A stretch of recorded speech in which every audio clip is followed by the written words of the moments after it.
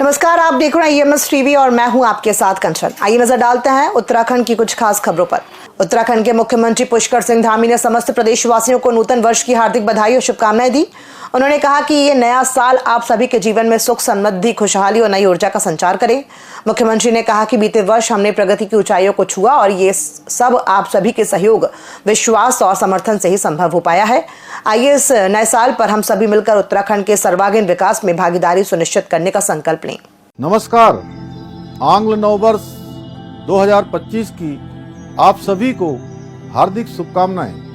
भगवान बद्री विशाल, बाबा केदार और प्रभु श्री राम के आशीर्वाद से इस नववर्ष आप सभी के जीवन में नई ऊर्जा, उत्साह, उमंग और उत्तम स्वास्थ्य का समावेश हो, ऐसी मेरी प्रभु से प्रार्थना है। मुझे विश्वास है इस नववर्ष उत्तराखंड राज्य को समृद्धि एवं विकास के मार्ग पर ले जाने के हमारे प्रयासों को आप सभी के सहयोग से और अधिक गति मिलेगी। हमारे प्रेरणा स्रोत आदरणीय प्रधानमंत्री श्री नरेंद्र मोदी जी के कुशल नेतृत्व में आज उत्तराखंड सरकार द्वारा राज्य की प्रगति के लिए अनेक महत्वपूर्ण परियोजनाएं एवं जन कल्याणकारी कार्यक्रम संचालित किए जा रहे हैं, जिनका प्रत्यक्ष लाभ सीधे जनता को मिल रहा है। आइए नव वर्ष 2025 में हम सभी एक समृद्ध, समतामूलक समाज की स्थापना के अपने संकल्प की ओर आगे बढ़ें और देवभूमि उत्तराखंड को एक अग्रणी एवं आदर्श राज्य बनाने में अपना महत्वपूर्ण योगदान दें। एक बार पुनः आप सभी को नव वर्ष की हार्दिक शुभकामनाएं। धन्यवाद। नए साल की शुरुआत हो चुकी है। साल के पहले दिन लोगों ने एक दूसरे को बधाई और शुभकामनाएं दी। वहीं साल की शुरुआत में कुछ लोगों ने मंदिर में भंडारे के आयोजन से इसकी शुरुआत की।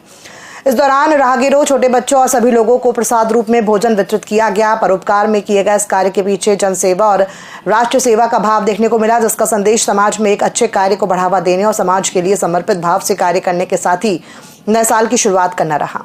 संदेश तो यही है, देखिए हमने पिछले साल से स्टार्ट किया था। ये हमारा जो है ये सब दोस्तों का सर्कल है। हम चाहते हैं कि नए वर्ष पे कुछ ऐसा कार्य किया जाए कि जिससे हर आदमी प्रोत्साहित हो कि हम भी कुछ कर सके। भूखों को खाना खिलाना ये सबसे बड़ा पुण्य काम है। हमने सोचा कि नए वर्ष की शुरुआत इसी चीज से की जाए। पूर्व कांग्रेस राज्य मंत्री बिट्टू कर्नाटक ने निकाय चुनावों से पहले कांग्रेस पार्टी से इस्तीफा दे दिया है। उन्होंने मीडिया से बात करते हुए पार्टी नेतृत्व की कार्यप्रणाली और टिकट बंटवारे पर असंतोष व्यक्त करते हुए कहा कि कांग्रेस ने कई जगह रॉकेट कैंडिडेट को उतारने का काम किया है, जो पिछले कई वर्षों से कांग्रेस में कार्य कर रहे कार्यकर्ताओं का अपमान है। कांग्रेस पार्टी पथ भ्रमित हो गई है। वहीं कांग्रेस वरिष्ठ उपाध्यक्ष मथुरा जोशी ने कहा कि बिट्टू कर्नाटक हरीश रावत के दत्तक पुत्र हैं और बिट्टू कर्नाटक का कांग्रेस छोड़ने का वजह हरीश रावत से पूछा जाना चाहिए कि ऐसा क्या कारण बना कि बिट्टू कर्नाटक को कांग्रेस छोड़ना पड़ा।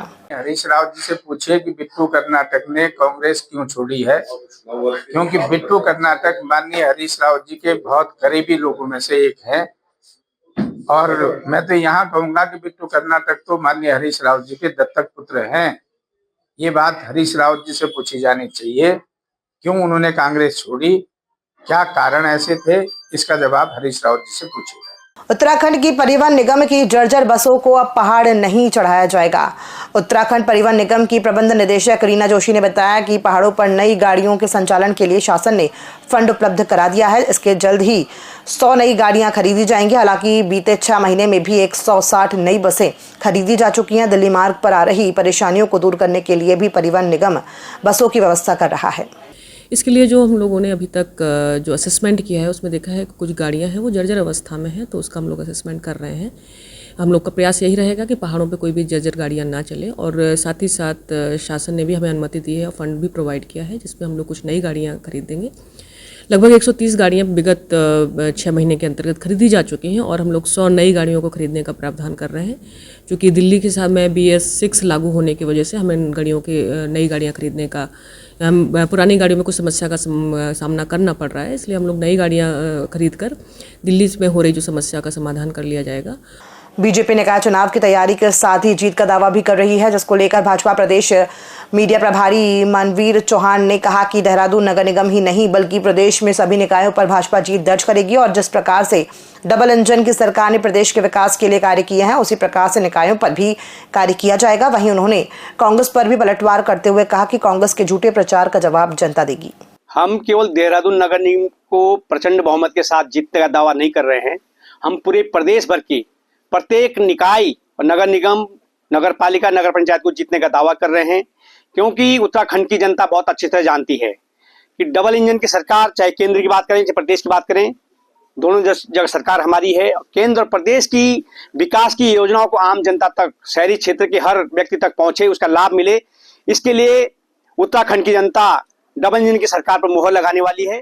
पहाड़ों में चटक खिली धूप के साथ नववर्ष 2025 के पहले दिन की शुरुआत हो चुकी है। विंटर डेस्टिनेशन औली में मंगलवार 31 दिसंबर के जश्न के बाद आज नए साल के आगाज के अवसर पर भी पर्यटकों का तांता लगा हुआ है। सुबह से पर्यटक आज नववर्ष के पहले दिन को बर्फ में एंजॉय करने के लिए बड़ी तादाद में औली पहुंच रहे हैं। बुधवार 1 जनवरी को नए साल के नए दिन में GMVN औली की चेयर लिफ्ट से औली की बर्फीली वादियों की सैर करने के लिए पर्यटकों की भीड़ चेयर लिफ्ट प्लेटफॉर्म के सामने लगी नजर आई है। देखा हमने कि आज कल के मुकाबले आज ज़्यादा क्राउड यहाँ पे है और हम लोगों का भी अच्छा काम चल रहा है यहाँ पे स्कीम का। भारत देशवासियों को सभी को नववर्ष 2025 की हार्दिक शुभकामनाएं देना चाहता हूँ। 2-3 दिन से लगातार थोड़ा पर्यटक बढ़ रहे हैं तो व्यवसाय भी धीरे धीरे बढ़ रहा है। I hope this is a great experience and I recommend everyone to come here and enjoy Oli and this will be a great experience for your lifetime. खबरों में फिलहाल इतना ही। नमस्कार।